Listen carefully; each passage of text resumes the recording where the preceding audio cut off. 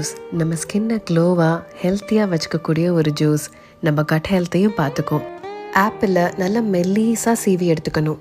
Carrot பீட்ரூட்டை நல்லா சின்ன பீஸாக வர மாதிரி துருவிக்கணும். இதையெல்லாம் வெயிலில் காய வச்சு பொடி பண்ணி சலிச்சிருங்க. மக்கனா அதாவது லோட்டஸோட சீட், அதை ஈரப்பதம் போகிற அளவுக்கு வறுத்து பொடி பண்ணி சலிச்சுக்கணும். இந்த மால்ட்டை இன்னும் கொஞ்சம் ஹெல்த்தியாக்க சுக்கு, பாதாம், பிஸ்தா, முந்திரி பருப்பெல்லாம் வறுத்து பொடிச்சு சேர்த்துக்கணும். நல்ல ஹெல்த்தியான ஒரு ட்ரிங்க்ல சுகர் ஆட் பண்ணுறதுக்கு பதிலாக பனக்கற்கண்டை பொடிச்சு சேர்த்துக்கலாம். இந்த பவுடரை பாலில் கலந்து டெய்லி குடிக்கலாம்.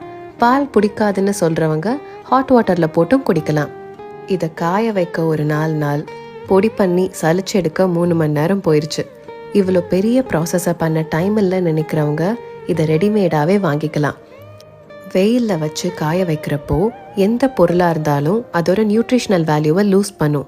ஆனால் இதே ஏபிசி மால்ட்டை கொஞ்சம் கூட சத்து குறையாமல் சோலார் ஹீட்டரில் ட்ரை பண்ணி கொடுத்துட்டு இருக்காங்க fit and food Tamil brand. அவங்களோட காண்டாக்ட் டீட்டெயில்ஸ் நான் டிஸ்கிரிப்ஷனில் போட்டிருக்கேன். அவங்க பேஜை இந்த வீடியோவில் டேக் பண்ணியிருக்கேன்.